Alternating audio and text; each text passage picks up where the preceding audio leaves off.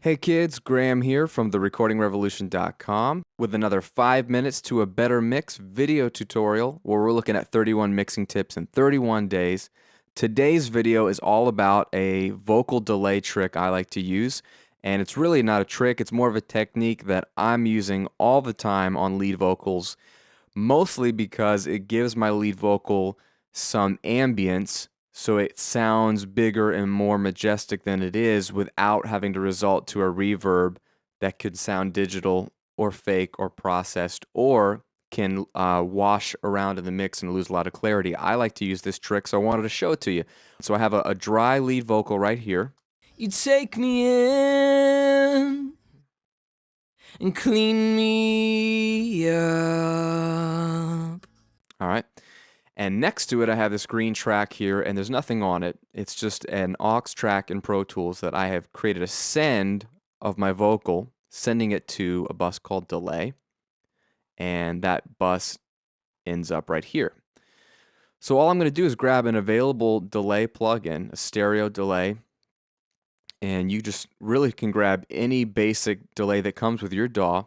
Look for one. Most of these in DAWs these days have a tempo meter, so it can find the tempo of your session. In this case, this song is at 122, and that allows you to set quarter note, half note, eighth note, 16th note, and it will compute the millisecond delay that your session would need for your track to have a quarter note delay. It's really cool. So I'm going to grab a quarter note, and that in this session means the delay is 491.81 milliseconds.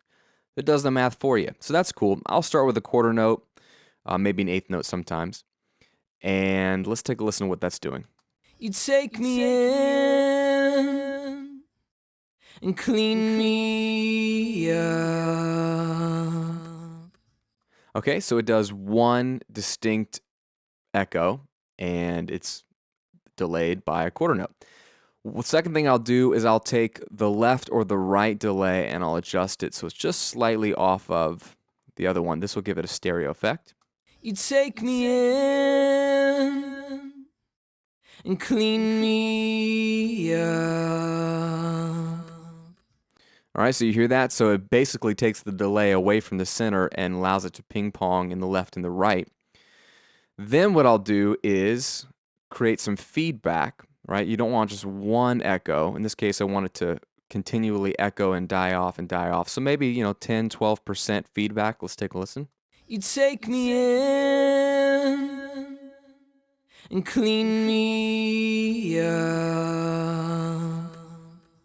All right, so it kind of echoes off and dies off, and that gives it a little bit of a sense of space. But then here's the final thing I do. In this delay plugin, you'll see LPF on both sides.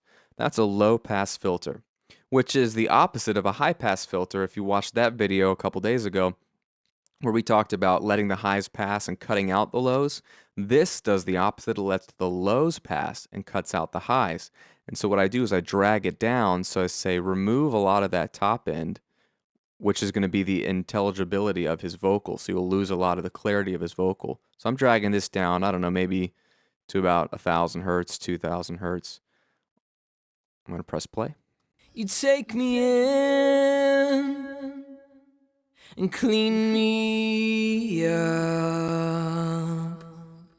Yeah, so I'm going to take it down even more. I mean, what happens is that reduces a lot of the clarity of his delay so that the delay isn't as in your face as the lead vocal. It allows it to be a more subtle effect. We'll give it some more feedback. Take a listen. You take me in and clean me up. Now let's listen to that in context. You take me in